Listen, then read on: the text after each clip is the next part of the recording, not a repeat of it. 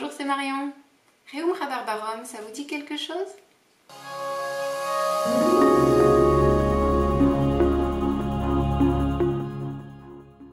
Et oui, c'est de la rhubarbe. Je voulais vous en parler aujourd'hui parce que je viens de récolter une grosse partie de mon plant le dimanche dernier. Là, je suis repassée à mon potager hier pour en couper quelques branches de plus parce que j'avais fait que quelques pots. En fait, la rhubarbe, c'est une plante herbacée vivace qui vient d'Asie centrale. Elle était cultivée depuis l'Antiquité en Chine pour ses propriétés médicinales et également en Grèce antique.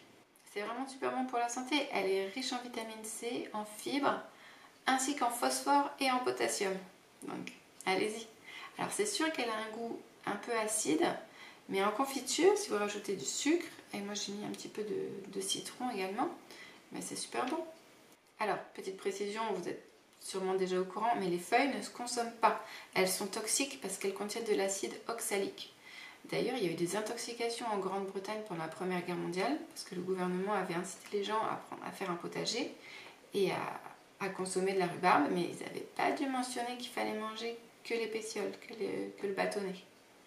Pour avoir de la rhubarbe dans votre potager, il faut semer en mars ou diviser un autre plant, en mars ou à l'automne. Moi, je pense que c'est ce que je ferais parce que ma rhubarbe verte, elle est vraiment énorme et ce serait dommage de ne pas en faire profiter d'autres personnes. Pour que la rhubarbe se développe bien, il lui faut un sol riche, mais surtout meuble parce qu'elle a une seule grosse racine, donc il faut qu'elle puisse bien s'enfoncer. Et au niveau positionnement, vraiment du soleil, du soleil, du soleil. Si vous la mettez à mi-ombre, elle va vivre, mais elle va beaucoup moins se développer. Et donc, vous aurez moins de bâtonnets de rhubarbe.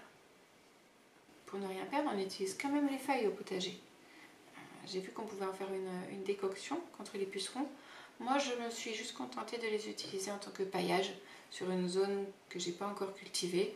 Ensuite, quand vous avez vos bâtons, eh bien, c'est bien, c'est pas obligatoire, mais c'est bien d'enlever la peau.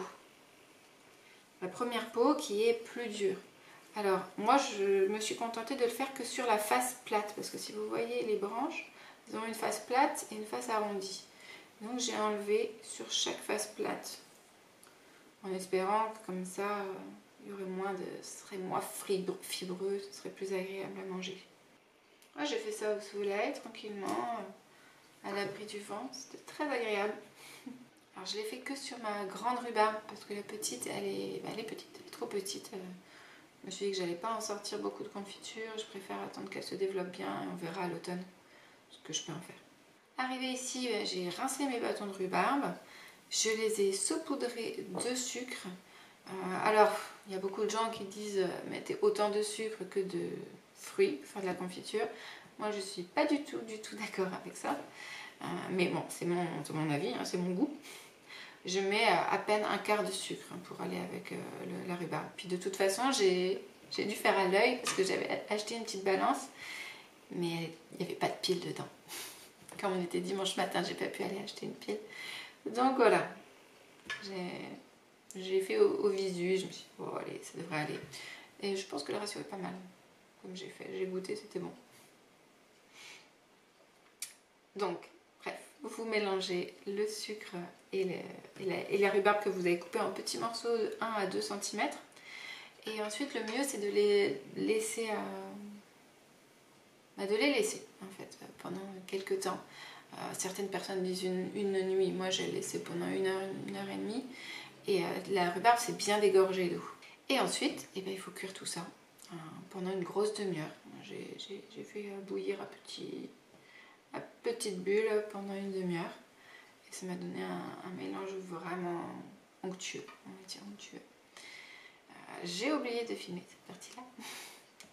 Mais voilà, ce que j'ai filmé, c'est que quand je les ai mis en bocaux, ensuite, j'ai pas une grande marmite pour mettre les bocaux qui soient submergés. Du coup, j'ai retourné les bocaux pour que bien le couvercle soit sous l'eau. Et pendant 20 minutes, j'ai mis à bouillir comme ça. Et ça a marché, hein, regardez, il n'y a pas de bulles. Et les bocaux sont vraiment hermétiques. Et du coup, ils devront se garder longtemps, bien que je ne pense pas qu'ils vont tenir très longtemps. Que je vais en garder un pour moi, et puis les autres, je vais les offrir. je crois que j'ai tout dit ce que je voulais dire sur la rhubarbe. Ah oui, vous pouvez aussi bien sûr les utiliser en tarte. Enfin, il y a d'autres façons de consommer la rhubarbe. Je vous laisse regarder ça par vous-même. Moi, je vous ai montré ma façon de les faire pousser et de les consommer. Voilà, j'espère que ça vous a plu. Je vous souhaite une bonne journée et je vous dis à bientôt. Bye. Et pour que tout soit vraiment réutilisé, les épluchures ont été mises au compost.